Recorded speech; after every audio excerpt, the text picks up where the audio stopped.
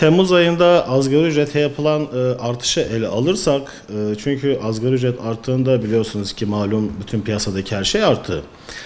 Buna bağlı olarak SGK giderlerimiz ve personel giderlerimiz arttığı için kurs ücretlerinde bir artış yapma gereği duyduk açıkçası.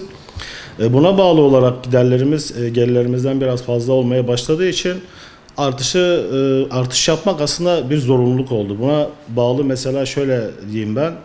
İşte yakıt giderlerin fazla artması, kira giderlerinin fazla artması, ondan sonra araç bakımlarının giderlerinin fazla artması. Eskiden bir araç bakımını 1000 lira yaparken şu an 6000-7000 lirada yapamıyoruz. Bu kalemler arttığı için de biz de 6000 lira olan kurs ücretimizi 8000 lira yaptık.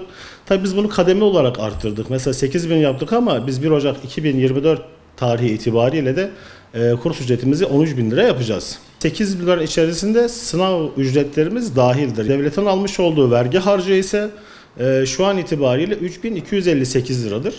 Ya bu 1 Ocak 2024 tarihi itibariyle muhtemelen geçen senenin değerleme oranını baz alırsak 6-6500 civarı olacaktır. Bizim de kurs ücretimiz yani 13.000 civarı olursa bir ehliyetin maliyeti 18.000-19.000 civarı olacaktır yani 1 Ocak 2024'ten sonra. Harçla beraber şu anki fiyatımız 11.258 lira. 8.000 lira kurs ücretimiz, 3.258 lirada maliye ödenen harç var. Kayıt yapmak isteyen kursiyerlerimiz lütfen bir an önce kayıtlarını yapsınlar. Çünkü şu an 8.000 lira kurs ücretimiz 1 Ocak 2024 tarihi itibariyle 13.000 lira olacak. 11.400 liralık asgari ücret fiyatı şu an bir ehliyete denk zaten.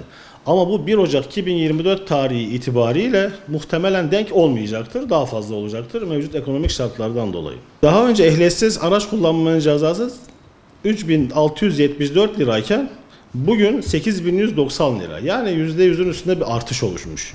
Yani buradan bunu söyleyelim. 8.190 lira ehliyetsiz araç kullanma cezası ödeyeceğinize gelip kendinize ehliyet alabilirsiniz. Fiyatların yükselmesi kursiyer bulma anlamında elbette ki etkileyecektir. Çünkü bugün 8.000 lira 1 Ocak'ta 13.000 lira olacak olan kurs ücretini ödeyemeyecek olan insanlarımız var.